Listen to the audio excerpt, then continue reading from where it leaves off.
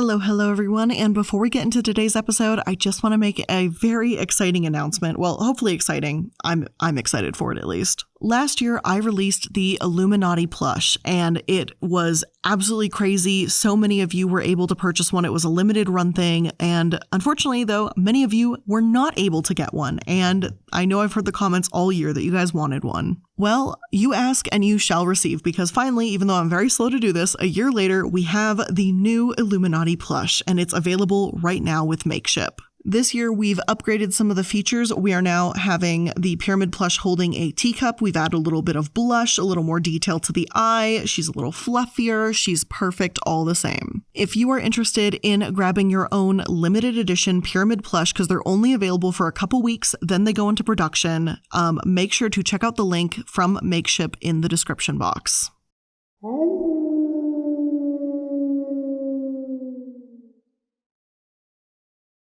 If you watched Nickelodeon growing up in the 90s, then you'll undoubtedly remember the show Ren and Stimpy. What you likely don't know much about is John Kricfalusi, animator, illustrator, creator of Ren and Stimpy, and pedophile. Be aware, this episode does contain disturbing, potentially triggering content about child abuse. Welcome to another episode of The Corporate Casket.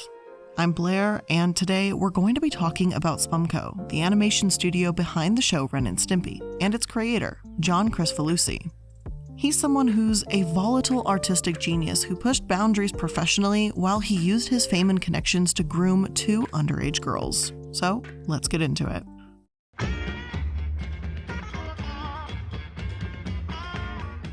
John Kricfalusi, more widely known as John K., spent his early childhood as an army brat in Germany. He told one film magazine that he'd spend those formative years running around in Belgium with his Sputnik toy, playing bagpipes and eating weird stuff he found on trees, then coming home to puke it all up. Once his family settled in Ottawa, Canada, he found a love of cartoons. John would watch Huckleberry Hound, Yogi Bear, and Quick Draw McGraw.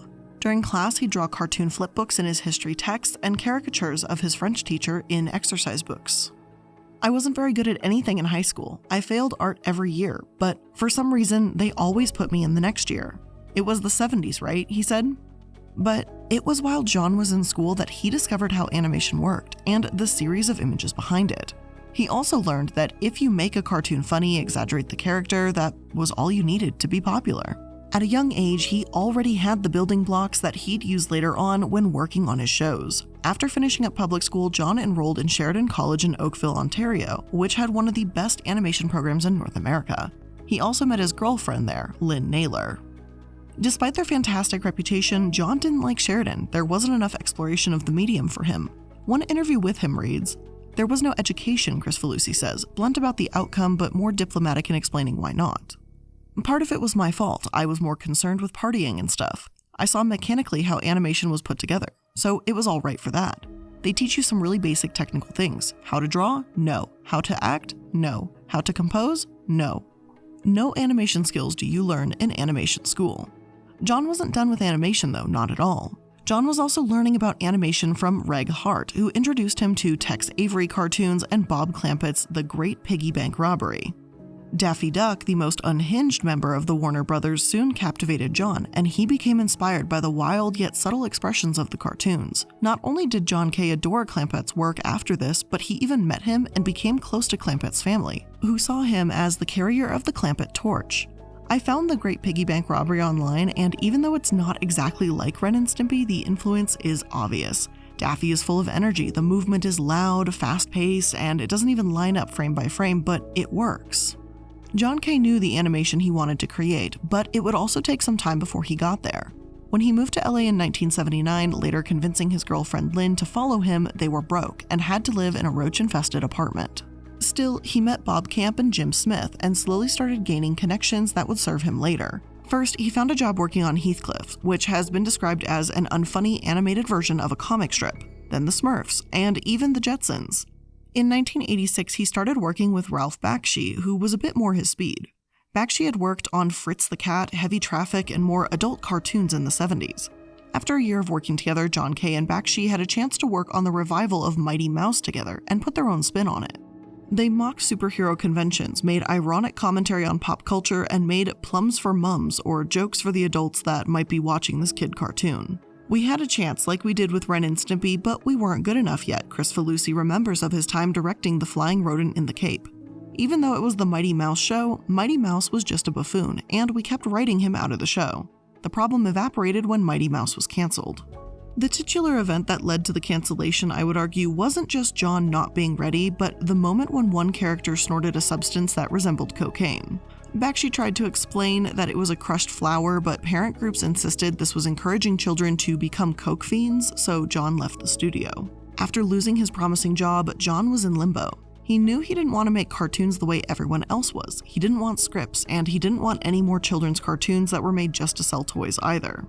A revival of Beanie and Cecil for ABC did give him some work, but just like Mighty Mouse, it didn't last. One ABC executive that worked with him at this time sang John's praises, calling him one of the most talented people in animation. He just doesn't belong in children's programming. He's sort of like a wild Mustang, they said. And there's a certain beauty in a wild Mustang's raw state, but to become a Kentucky Derby winner, it has to be able to deal with structure and discipline, and that's where the potential downfall lies. Others argue that John didn't just need to be tamed, but he was a horrendous boss too. Apparently, the Clampetts themselves advocated and insisted John be on the Beanie and Cecil revival, and ABC gave John a chance. Not only was he difficult to work with, but he would have screaming matches with ABC. He'd put in gags that didn't exist in the storyboard, and the more they tried to pull John back, the more he wanted to shock and outrage them. One former worker claimed that it wasn't about making the best cartoon anymore, but making the most shocking and offensive one. John clearly wanted to push the boundaries, and he was sick of being told no. Out of sheer frustration and idealism, John Kay, Jim Smith, Bob Camp, and Lynn Naylor, all of whom worked on Mighty Mouse, said they wanted to give animation back to the cartoonists, and thus the company Spumco was born in 1989.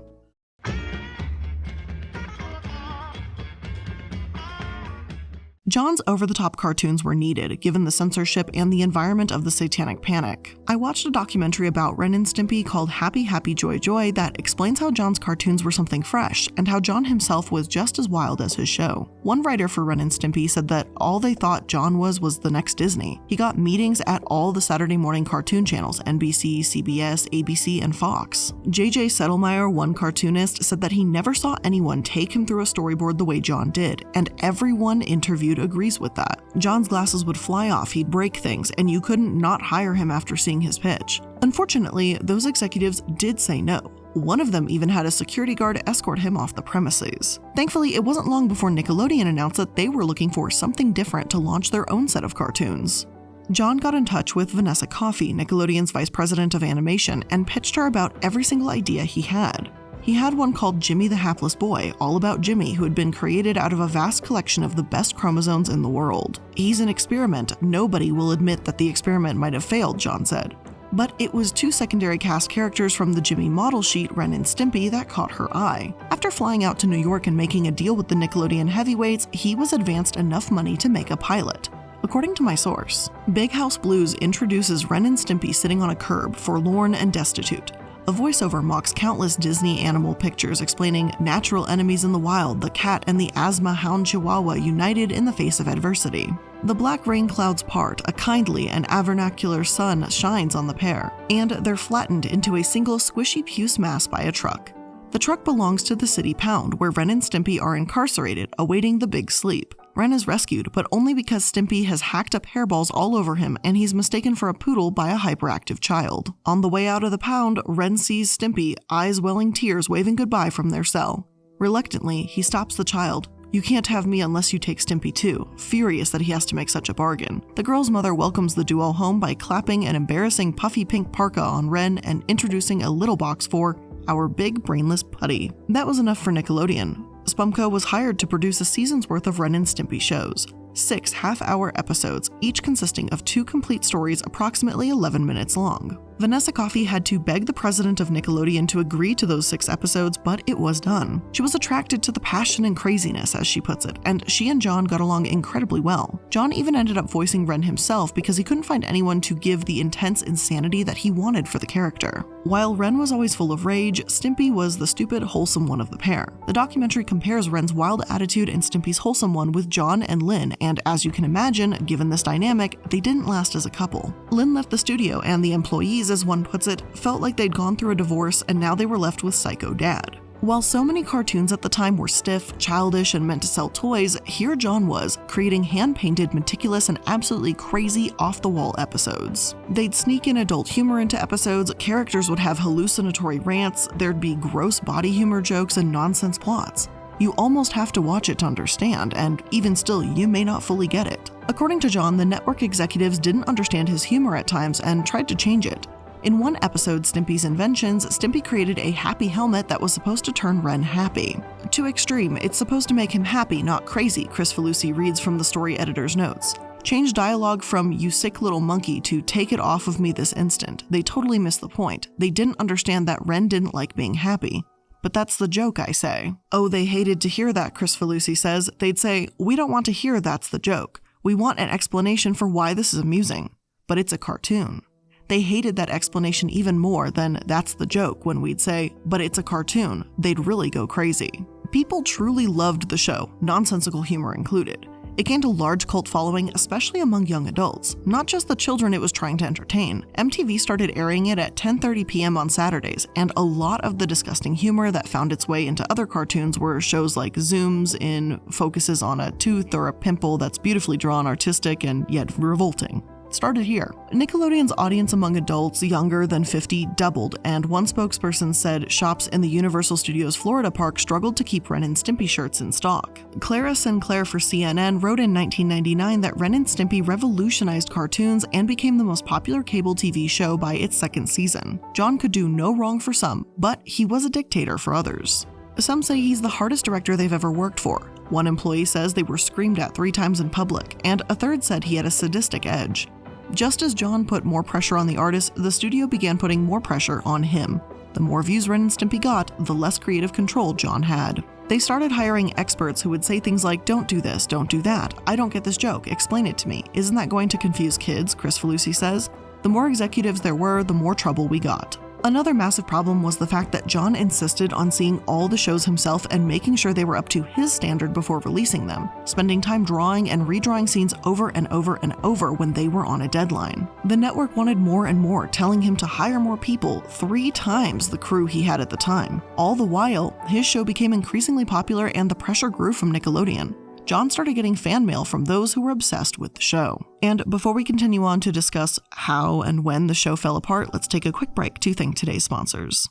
The holidays are hectic, so it is the perfect time for HelloFresh. They send fresh, pre-measured ingredients and some great winter and holiday recipes right to your door every single week. They've got the classics like the firecracker meatballs, the new recent love, the shoyu ramen. That was really good, actually. I didn't know I could actually competently make ramen. That was really good. And they also have seasonal things going on. You know, you've got this balsamic and fig beef tenderloin, pecan-crusted salmon. That sounds great, right? Well, it is. Or you can go for a cozy comfort food like chicken sausage and sweet potato soup for a cold winter night. And don't forget dessert. Satisfy your sweet tooth with seasonal, limited-time goodies like ginger spice cake truffles and cherry cheesecake swirl bars. And one of my favorite parts about HelloFresh is the ease of control through their app. I can determine what's coming in on what week, and I can plan my meals out for weeks at a time, so I know exactly what's coming and when. So get started today by going to hellofresh.com/casket14 and use code casket14 for up to 14 free meals and 3 free gifts. That's up to 14 free meals and 3 free gifts at hellofresh.com/casket14 and use code casket14. Considering the season, many of us are shopping online a whole bunch right now. But if you're doing it without Honey, the shopping tool that finds these promo codes for you and automatically applies the best ones to your cart, you might be doing it wrong. There's a ton of codes out there right now for the holiday season, and Honey can help you get your savings hookup. Honey supports over 300,000 stores online. And the best part is once you install the Honey extension in your browser, you don't even have to do anything anymore. When you're ready to check out in online shopping, the Honey button drops down. It's got this cute little dancing coin, and you just click Apply Coupons. It's super easy. And over this past week, I satisfied my stationery addiction once again by going on to Erin Condren's website, and I went and bought up just about everything. I had a bunch of custom stickers made. I got new front covers for my yearly planner. I am set, and Honey was there to save me 20%. It was great. So if you don't already have Honey, you could be just straight up missing out on free savings. It's literally free and installs in just a few seconds. And by getting it, you're doing yourself a solid and supporting the show. And I'd never recommend something that I don't personally use. So get Honey for free at joinhoney.com/casket. That's joinhoney.com/casket.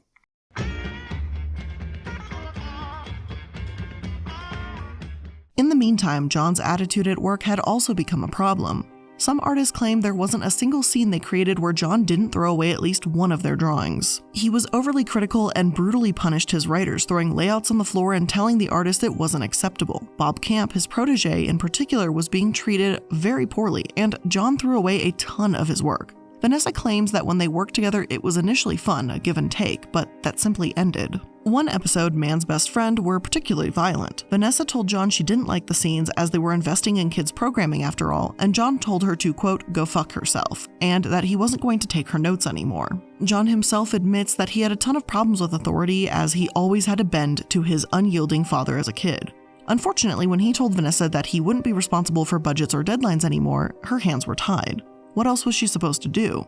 She fired John and asked Bob Camp to take over. On September 28, 1992, the LA Times wrote, Nickelodeon wants something for the show. I want something for the show, Kricfalusi said, expressing relief that he was now free to pursue other projects. They're both very strong visions, and together they made for a really great show. But in pure reality, when you mix two really strong visions, it's going to take a long time to do the work. In many ways, Spumco was a high-pressure creative boiler waiting to explode.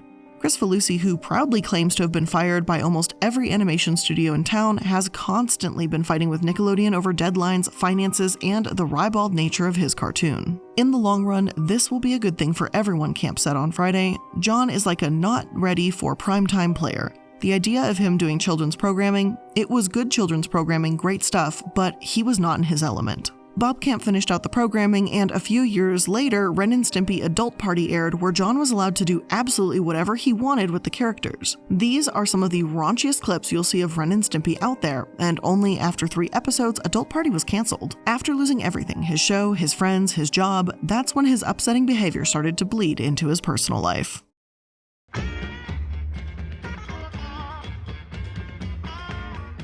John used to get fan mail, and an entire stack's worth was from a young woman named Robin Bird.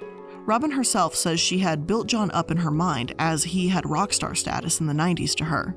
She claims she always wanted to work for him, and she always imagined what it would be like to meet him, even going so far as to send him a videotape of her sitting on the floor of her room just talking to him. Robin had only turned 14 when he wrote back to her, and as John himself says, I was falling in love with her letters. I know that's probably not right, but I was so smitten by her personality and her letters, and then I saw the videotape and I was like, holy cow, this girl is amazing.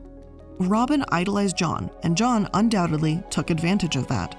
John claims that Robin would sometimes put double entendres about sex in them, which, for the record, does not make it okay for you to be romantic or sexual in any way with a minor. If a minor seeks you out and makes sexual comments, then it's still the adult's responsibility to shut that shit down. If John wanted to speak to her as a mentor, then he could have, but John took it a step further and started telling her dirty things over the phone.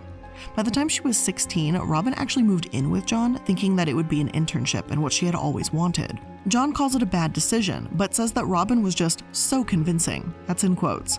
Yet it wasn't just one bad decision. See, after Robin took a break from John to work at other studios, she returned to him and found yet another different young girl that he supposedly had taken under his wing. Katie Rice. Katie also grew up watching Ren and Stimpy, and according to Robin, John had moved in with her only 2 days after Robin left. He began hiring young people that grew up on his show, people that would be devoted to him. But Robin was starting to realize how messed up his behavior had become, so she left. Some, like Vanessa, say John was always like this, and it deeply hurt her that she used Ren and Stimpy to lure girls to him. Others say that this wasn't the John they knew, or that they should have taken his locker room talk more seriously. And this is as far as the documentary went, saying that John manipulated these young women, but I wanted to learn more about their stories, about how inappropriate it became and how John got away with this. I will put a disclaimer here and say that generally speaking, I don't like to use BuzzFeed because I don't really see them as a reputable source of information. In this case, however, they kind of had the exclusive scoop. It was confirmed by other sources, but they were the originator and who broke the story, so I feel that it's important to credit them and use them as a source in this instance.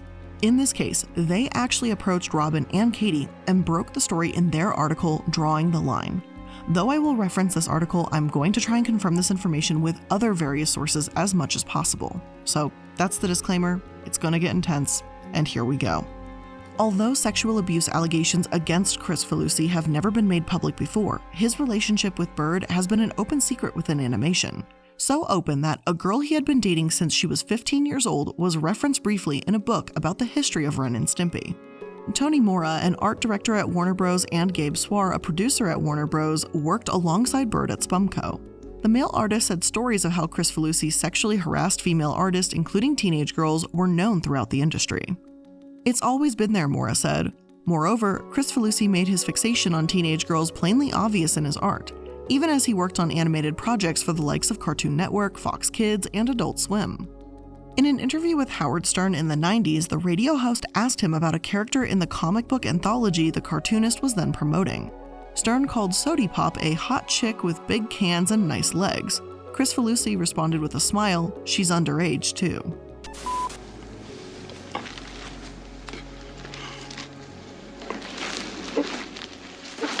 When she was a child, John asked her, "Do I ever make you tingle?" And just after she turned 15, John, then 41, wrote, "I'm thinking about you very hard right now, and I have a little tickle in my chest." Katie alleges that he didn't only talk dirty to her, but touched himself while speaking to her. She remembers being in 10th grade when John told her over the phone, quote, "Repeat after me, John's dick slides in my pussy." Nope, stop talking, go to jail. I had a lot of trouble reading that, I'm sorry, it just grosses me out every time, but he said that as he masturbated. Old AOL conversations and emails do corroborate these women's stories of John, and even Katie's old diary entries say as much. In late 1995 or early 1996, Katie wrote that, "I think this 40-year-old man is hitting on me," as she recalls one of her friends agreeing with her. The same winter in 1996, John raped Bird for the first time. I use the word raped because minors can't consent, and she was only a junior in high school, but BuzzFeed uses the phrasing "had sex" because Bird, as far as I can tell from context, didn't resist. But again, she was a minor, and it does seem kind of obvious that it looks like she'd been groomed by him too, so yeah. I believed, as a 16-year-old dating him, "Oh, the world's against us. It shouldn't be wrong for him to date me. We're cool and rebellious because he's breaking the rules of society," Bird told BuzzFeed News. She said he told her their 25-year age difference was romantic, but she struggled. In a letter she wrote to herself during the internship, her method of working out her feelings at the time, she frets about all the ways she's alienating her 41-year-old boyfriend with her nagging and her guilt-inflicting, she says. Kricfalusi doesn't care about her emotional well-being. "He may like my figure and face, he may adore my mind and ideas, but he does not have regard for my feelings as I do his," she wrote. The artist she shared an office with, Swar, who was in his early 20s at the time, remembers her frequently crying. Once she graduated from high school at 17, John hired her to work at Spumco and moved in with him. The documentary claims 16, BuzzFeed says 17. Either way, she was underage and John was over double her age. Mora and other former employees claimed that the atmosphere was so libertine and taking offense was offensive, so when John left out a drawing he made of Bird naked with a dog ejaculating onto her, no one said a word. Mora also remembers a party he attended at John's house sometime between 1998 and 2000 when John showed him explicit photos of Robin that she wasn't aware he was sharing. Swar has made similar claims and said that John showed him an entire binder of these photos. John asked Swar, "Do you like that?" and he said no, but apparently kept his mouth shut. Truly, I wish someone had the nerve to speak up against John's actions. They saw the photos, they saw John's obscenely young girlfriend, and no one said shit. Thankfully, in 2002, Bird found the strength to leave on her own, saying that she felt replaced by a younger woman, Katie Rice. According to Katie, when she worked for John, he sexually harassed her and, quote, "was doing all sorts of bizarre stuff, waiting naked in his living room for when I let myself into his house to work in the morning, walking around with his wiener hanging out of his pants, telling me that his friend's advice to get me was to just rape me one day." She did finally leave after this rape threat and finding child porn on his computer. One image in particular of a young girl that looked to be about 10, lying with her face in a fearful expression, stuck with her. Another ex-girlfriend of John's who asked to be anonymous also claimed to see naked images of prepubescent girls on John's computer around this time. I want to make it very clear here that these are only allegations because, as of right now, we don't have anything to confirm if John was in possession of child porn. However, we do know that John had underage girlfriends because even his lawyer has not denied that. A few days after BuzzFeed broke the story, the New York Times also wrote about it and said that John's lawyer had issued a statement in response to these allegations. The 1990s were a time of mental and emotional fragility for Mr. Kricfalusi, especially after losing Ren and Stimpy, his most prized creation, the statement said. For a brief time 25 years ago, he had a 16-year-old girlfriend. Over the years, John struggled with what were eventually diagnosed mental illnesses in 2008. To that point, for nearly 3 decades, he had relied primarily on alcohol to self-medicate. Since that time, he has worked feverishly on his mental health issues and has been successful in stabilizing his life over the past decade. This achievement has allowed John the opportunity to grow and mature in ways he'd never had the chance at before. And I don't really care if John, as a pedophile, sees this as an opportunity to grow. I'm grateful that Bird has been able to find some peace in this situation now, and she even says that her therapist has encouraged her to start drawing again. She and Rice have even become good friends after they worked up the courage together to share their experiences. Bird adds that he took 10 years away from her, and Rice adds that even though John made her a better artist, she would rather be a worse artist than have to deal with what he put her through. Even if the statute of limitations has expired, John deserves to be remembered as the person that he truly is. Nickelodeon removed John's portrait from their studio, and Paramount, which ran the 2003 Adult Party reboot, said they weren't aware of the allegations but will never work with him again.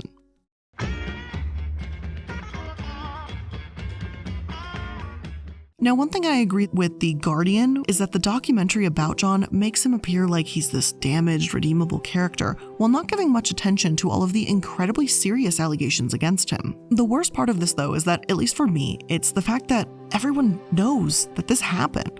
We know because he's admitted it. He's posted to Facebook, giving an incredibly backhanded apology to his victims and openly saying what he'd done. He wrote, "To Robin and Katie especially, I wish I could have made my apologies directly to you, but now that I have gone public, it seems this is the only way to express my regrets. Robin Bird and Katie Rice are 2 women I was very close with at one time, but I stupidly managed to spoil everything." An article recently came out which describes some inappropriate behavior in the late 90s and early 2000s. There is some general truth to it, but some things I remember differently, some not at all. The writer exaggerated and presented some things out of context for tabloid consumption. I won't debate the specifics in public. Now, I just want to confirm these specifics here because John was accused of rape, grooming, and manipulating these women when they were children.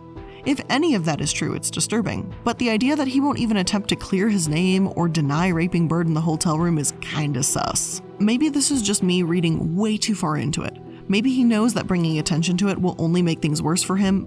I'm not sure if this is a PR move or he just doesn't want to hide it. Plus, the way that John keeps saying they were friends, the way he implies that Robin and Katie liked being around him, is also kind of upsetting. Imagine being a young teen and having your idol telling you that you have potential and they want to tutor you. Like, that would be huge for these vulnerable kiddos, and no adult should prey upon that, but that's what he did. Within the apology, John showed photos of Robin and him together. He said that he wanted to be pen pals with her, even though he knew it was a futile hope, and he comes across as incredibly needy, desperate, and guilt-tripping. He also wrote, "I was a happy, silly kid, but once I turned 12, I started having bouts of terrible black depression for no seeming reason. It got worse in high school and continued to plague me for decades afterward. After Ren and Stimpy were taken away from me, it became harder and harder for me to trust in anybody. So when I did find kindred spirits like Robin and Katie, I'd obsess over them and became too possessive." John went on to say that he was diagnosed with bipolar disorder and ADHD, and compared his possessiveness to that of a woman who stalked him in previous years. Justifiably, people were pissed because stalking victims, people with bipolar disorder, and people with ADHD don't use that to rape underage girls. In the comments of this post, Robin refused to accept John's apology, saying that she didn't find it strong enough, heartfelt, and what she called a big pile of manipulative crap. When digging through, I found another comment that read, "You changed my life forever for the worst night back when I was 14 and had a girl's name. I never told anyone. I'm so unbelievably glad I didn't end up killing myself over a sad little man like you long ago." As this is a Facebook comment, I can't say how true it is, but we can without a doubt confirm that John manipulated and groomed Katie and Robin. As for John's stalker, I'll briefly recount what happened there too. An animator and cartoonist by the name of Alana Pritchard said in a 2012 interview with LA Record that she was involved in a potential new animated short with John, which John was crowdfunding through Kickstarter at the time. LA Record had been publishing her cartoon series Don't Let This Happen to You, and as far as I can tell, things were going pretty well. That is, until later that year, Elena left dozens of comments on one of John's blog posts. She said he was a creep, treated women poorly, sabotaged her, led her on, and made a wide variety of accusations. She wrote, "This system you have devised of talking to me via these other people is flawed and cowardly, and how about this? From now on, I will not speak to you. I will talk directly to boys in their late teens and early 20s only, and let you read what I say from there. Ask yourself honestly how you would like me doing that." She insinuates that 2 of them are engaged, writing, "You're not acting like a man who's going to be married at all, and it makes me not want to marry you." Though I'm not sure what else happened behind the scenes, there's speculation that she was arrested for violating a restraining order against John. Most of my sources say she violated a court order without any specifics though. When she was bailed out, she had little to no money and knew she'd have to serve time. Her mentor, none other than Ralph Bakshi, told her to document her time in prison, and she did exactly that. Armed with nothing more than a golf pencil and whatever paper I could get my hands on, I drew the strange world into which I'd been dropped, said Pritchard. Her style is incredibly reminiscent of John Kay's, and her remarks on the prison system actually did lead to genuine reform. Some cartoons feature guards refusing to allow a prisoner to shower after 4 days. Women cartoon characters would rejoice over toilet paper, things like that. According to Pritchard, the LA County Sheriff's Department said that they now ensure all inmates get showers within 24 hours of entering the jail, and many wrote to her expressing how impacted they were by the drawings. Unfortunately, Elena's concerning behavior has continued on to this day, and she relentlessly tags Thom Yorke of Radiohead and Connor Oberst of the band Bright Eyes in her posts. A week ago as of writing this, she was posting videos tagging both of them and begging Oberst to explain to her if they're a couple or not. She did in fact stalk and harass John, and that's of course not okay, but I think this is not a good pattern either. Like, you don't want to give him the opportunity to kind of be a sympathetic character, so this is not great. The reality though is Elena went to jail, but she didn't groom John. John did that to Robin and Katie. What John did to these women when they were young is sickening, and there's a disgusting hypocrisy in the fact that his alleged stalker faced justice, but he never will. I wish I had a happy ending for this episode, but unfortunately, I just don't, and I don't think I ever will. I will say this though. If you grew up on or enjoyed Ren and Stimpy, you're still allowed to. If you're excited for the potential Comedy Central reboot that's been discussed in recent years, that's fine too. John did make a lot of changes for cartoons and the animated world. And it is also still perfectly valid to criticize his actions as an awful human being and make sure more people are aware of what he's done. But with all of that being said, that's where I'm going to end today's episode of The Corporate Casket. I hope you learned something new, and if you did, make sure that you're liking, following, and subscribing so that you can stay up to date on all the latest episodes. If you want to connect with me more outside of these, make sure to check out my Linktree link. It's going to have other channels, social media, projects I'm involved in, all the good stuff is going to be there. Thank you so much for making it to this episode, and I'll see you in the next one. Bye! We'll be right back.